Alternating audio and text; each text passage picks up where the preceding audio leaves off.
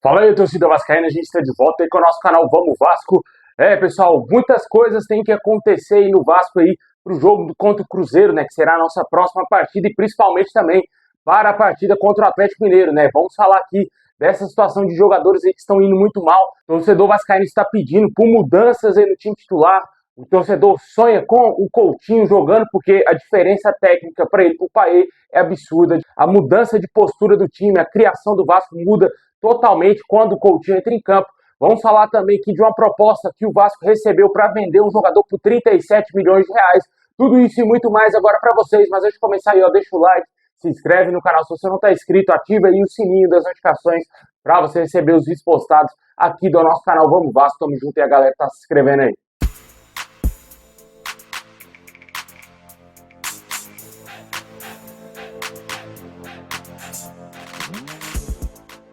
Bom, pessoal, ontem o Vasco perdeu, infelizmente, para o Palmeiras aqui em Brasília. Uma partida aí bem melancólica pelo roteiro do jogo, né, cara? Um vacilo gigantesco do Ryan, né? Uma entregada monstra para o adversário e ainda um pênalti legítimo para o Vasco não marcado. O Vasco sendo roubado mais uma vez aí dentro do Campeonato Brasileiro e mais uma vez contra o Palmeiras. Já não bastasse o ano passado aquele erro bizarro, mais uma vez cometeram um erro gravíssimo contra o Vasco enfrentando esse mesmo adversário, né? Ainda querem falar de união, né? Eu não tenho união nenhuma com o Palmeiras, com o Atlético Mineiro, com ninguém, meu amigo. Meu time é só o Vasco. E com certeza aí, mano, isso aí é uma sacanagem que fizeram com o Vasco ontem, cara. Roubaram o Vasco na cara dura. E o Vasco saiu muito prejudicado, tanto com um erro técnico grosseiro de um péssimo jogador do elenco, e também pela péssima arbitragem do futebol brasileiro, um árbitro muito mal intencionado na partida de ontem, né? Tenho certeza, se fosse ali contra um adversário mais fraco, se fosse contra o Atlético Goianiense, o pênalti seria marcado. Se fosse ao contrário, se fosse o Palmeiras aquele pênalti ali, ele teria dado o pênalti, cara. Com certeza, o que a gente está vendo, o John Texton tem razão aí no que ele vem falando a respeito aí do Palmeiras ser muito beneficiado e com certeza eles querem ter campeonato, né? Se o Palmeiras perde para o Vasco ontem, com certeza iria se distanciar muito do Botafogo, o Botafogo poderia disparar aí na liderança e chegar a ser campeão sem ter nenhuma competição ali, né, cara? Sem ter nenhum concorrente mais direto para lutar com ele, né? Mas o que é ideal para o campeonato, sempre ter 2 times ou 3 times ali lutando até o fim para ter emoção no Campeonato Brasileiro e o produto ser vendido, né? Com certeza a gente sabe muito bem que isso existe. Infelizmente o Vasco foi mais uma vez vítima desse sistema podre aí que se chama CBF. O Palmeiras mais uma vez muito beneficiado aí no Campeonato Brasileiro, né? Mas falando do jogo, falando de jogadores do Vasco, ontem ficou nítido para todo mundo que não dá mais para o Ryan ser jogador do Vasco, não dá mais para o Esforza ser titular do time do Vasco. É um péssimo meio-campista, tá muito mal, muito mal. O Matheus Cocão entrou muito melhor do que ele. Não dá para o Paê continuar também sendo titular do time do Vasco.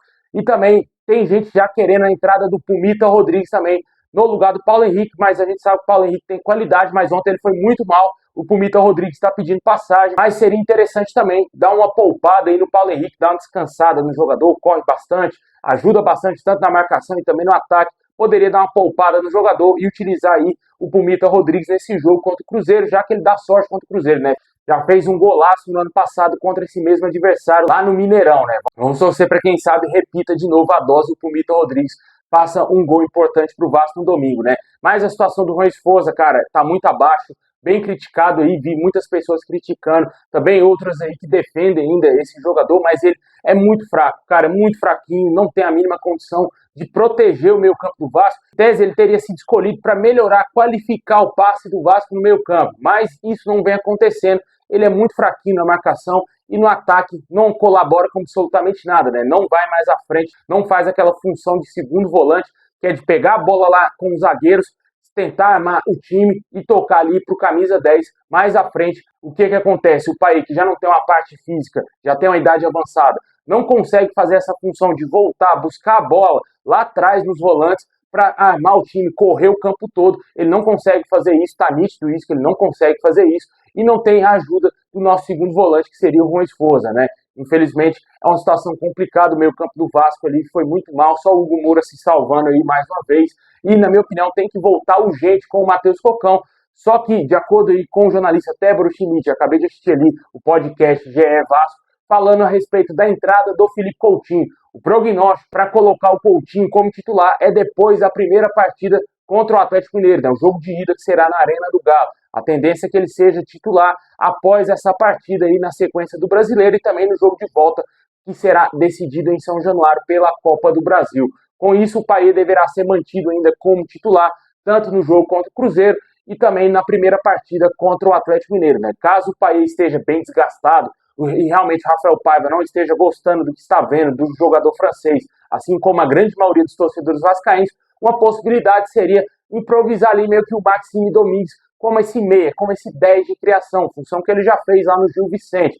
Entrou ontem como tentando ali ser um motorzinho no meio campo, pouquíssimos minutos em campo, mas eu acho que seria interessante o Vasco fazer um teste, daria mais intensidade no meio campo do que o próprio Payet. Qualidade técnica a gente sabe que o Payet tem acima, mas a idade está avançada, a parte física já está acusando bastante, o jogador não vem dando mostras que é capaz de aguentar esses jogos do Vasco decisivos nessa reta final, e na minha opinião seria interessante testar esse jogador. Infelizmente perdemos o Guilherme Estrela para essa temporada, teve uma gravíssima lesão, seria esse possível jogador que poderia ajudar mais o meio campo do Vasco, estava fazendo isso antes da lesão, e agora o Payet não está conseguindo aguentar esses jogos aí tão pesados para o Vasco, e a parte física do jogador está acusando bastante, e o rendimento dele dentro de campo é pífio, né, cara? É pífio. Não tem como aqui a gente falar que o Payet é craque, porque ele dá um passe e olha para o lado, porque ele tenta achar um companheiro ali. Isso é muito pouco, cara. É muito pouco pelo que a gente espera, pelo que o Vasco paga mensalmente ao jogador. E outra situação aí, claro, é a do Rayan. O torcedor não quer mais saber desse jogador no Vasco, cara. O torcedor quer que esse cara saia do Vasco, quer que ele volte ele para a base, na melhor das hipóteses aí para o jogador. Volte ele para a base aí, para que ele não saia do nosso clube, porque realmente, velho, tá uma tiriça danada, cara, uma tiriça danada o que ele fez ontem. Foi ridículo, cara, ridículo. Escola Praxedes Futebol Clube, aprendeu direitinho ali o seu Rayan, né, meu amigo? Com certeza, um erro grosseiro que custou pontos preciosíssimos. Se você for olhar a tabela hoje, o Vasco praticamente disse adeus ao G6, cara. Não existe mais chance quase nenhuma do Vasco conquistar esse G6, a menos que os adversários lá da frente comecem a empilhar tropeços, porque a pontuação já está muito distante. O Internacional arrancou de uma maneira absurda, muitas vitórias consecutivas, ainda tem 2 jogos a menos em relação ao campeonato, que está com 27 jogos, é verdade, o Vasco tem um jogo a menos, mas se o Internacional vence, os outros clubes vencem e também, cara, vai ficar complicado, e é extremamente importante esse confronto direto contra o Cruzeiro no próximo domingo, se o Vasco quiser ainda continuar sonhando com a possibilidade de ir para a Libertadores via Campeonato Brasileiro. Tem que vencer o Cruzeiro de qualquer maneira, e torcemos aí para que o Vasco vença o Cruzeiro e faça um jogo digno aí, porque é um adversário direto e o Vasco tem condições sim de vencer o Cruzeiro. É um dos grandes mandantes da competição, mas o Vasco tem que conseguir vencer esse tipo de jogo. Se conseguiu competir contra o Palmeiras, tem totais condições sim de competir e competir bem contra o Cruzeiro, né? Que não venceu o Cuiabá ontem.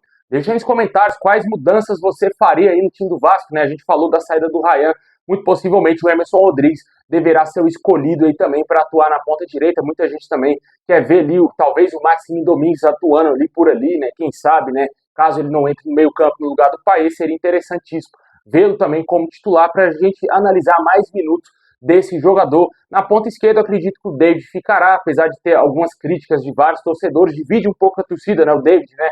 Mas também o reserva dele hoje imediato seria o Jean Davi, que é o ponta esquerda que foi contratado ali, foi muito mal no clássico contra o Flamengo, mas ainda não sabemos como que está essa situação, se o jogador deu uma melhorada nos treinamentos nessa semana, se quem sabe ele possa, quem sabe, figurar aí como titular. E o centroavante é mais que definido ali como Verratti, né? A zaga do Vasco também tem essa dúvida se o João Vitor vai voltar. O Maicon foi bem criticado ontem no jogo contra o Palmeiras. Eu vou quase a comprometer em alguns outros lances. O Léo Pelé ontem não foi, assim, um extraordinário zagueiro, mas também não comprometeu. E a lateral direita, como eu falei, tem o lance ali do Pumita Rodrigues, que muito torcedor tá querendo também a entrada dele. O Piton já é mais consolidado, né?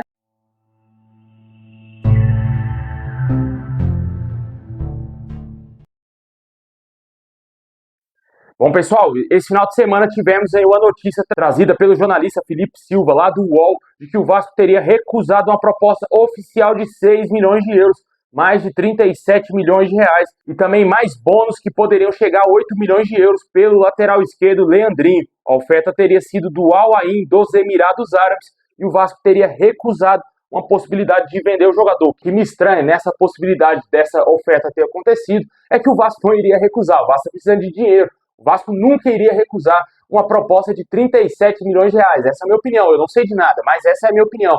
Na crise que estamos passando, sem investidor da SAF, eu acho que seria quase impossível o Vasco recusar uma proposta de 37 milhões pelo Leandrinho. Eu sei que é um jogador, um ativo do clube, pode se desenvolver e valer o dobro disso aí, Mas hoje a situação, o cenário do Vasco atual é de que o Vasco teria com urgência que vender jogadores e seria uma proposta excelente para o Vasco teria recusado de acordo com essas informações, né? E o que você acha dessa situação? Você acha que seria ideal para o Vasco vender o Leandrinho? Se você acha que o Vasco teria que segurar ele um pouco? Se você acredita realmente que chegou essa proposta? Eu, sinceramente, como eu falei, eu acho que tivesse chegado, o Vasco teria vendido sim o Leandrinho pela crise que estamos passando financeiramente, né? E também quanto à compra de jogadores, o Vasco vai ter que resolver aí com o Internacional como que vai fazer para pagar o David aí em definitivo, né? O jogador atingiu as metas ali estipuladas no contrato, atuou em mais de 60% dos jogos do Vasco nessa temporada, e o Vasco será obrigado a pagar cerca de 17 milhões de reais ao Internacional para comprar o David.